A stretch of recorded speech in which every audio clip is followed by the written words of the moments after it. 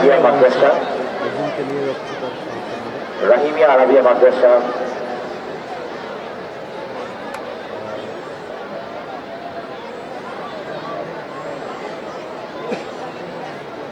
ভোলা সদর রহিমিয়া আরাবিয়া মাদ্রাসার চমৎকার প্রদর্শনী চলছে কার্যক্রম।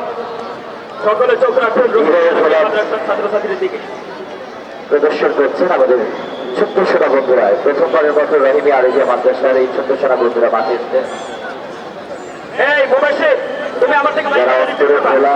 হৃদয় ভোলা এই শিরোনামে তাদের ডিসপ্লে নিয়ে এসছেন মাঠে এবং চমৎকার একের পর এক তাদের পরিবেশনা। এত ছোট্ট সোনা বন্ধুরা কিভাবে আমাদের এই ঝড় চর্চার মধ্যে আমাদের এই দ্বীপবাসী মানুষ দুর্যোগের আমাদের হয় এগুলো তারা উপস্থাপন করছে। রোগীকে প্রথমে স্থানীয় সদর হাসপাতালে একটি ক্লিনিকে নেওয়ার পরে সেখান থেকে ভোলা সদর হাসপাতালে নেওয়া হয়েছে। সেখানে ভোলার চিকিৎসার বাস্তব চিত্রটি কি সেটাই আমাদেরকে তুলে ধরে। মূলত ভোলা বরিশাল সেতুর যেই কতটা মানে কতটা প্রয়োজনীয় সেটাই তুলে ধরার চেষ্টা করছে আমাদের ক্ষুদে শিক্ষার্থীরা।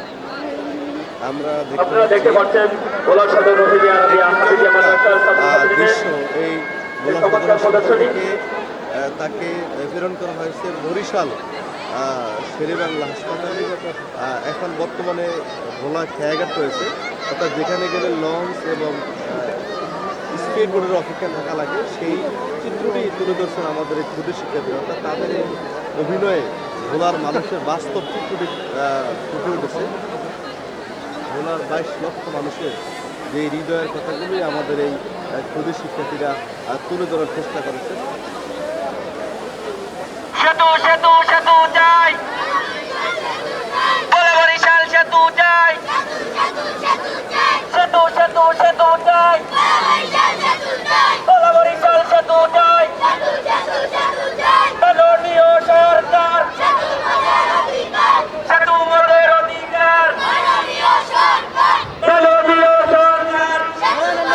আপনি শোনেন সেতু মোদের অধিকার, জীবন লাগে জীবন নেন, গাছের টাকায় সেতু নেন, সেতু নিয়ে চলবে না, ভোলাবাসী মানবে না। ফুটে তুললেন ভোলার ক্ষুদে শিক্ষার্থীরা। আজকে এই গণমাধ্যমে তাদের অভিনয়ের মাধ্যমে তুলে ধরেছেন। ভোলাবাসীর দাবি তারা প্রতিটি লাশ নিয়ে তারা তুলে ধরেছেন। তারা তুলে ধরেছেন ভোলার সুপারি। স্বাধীনতার ৭৪ বছর পরেও বাংলাদেশের বাইরে তারা এই চমৎকার বাইরে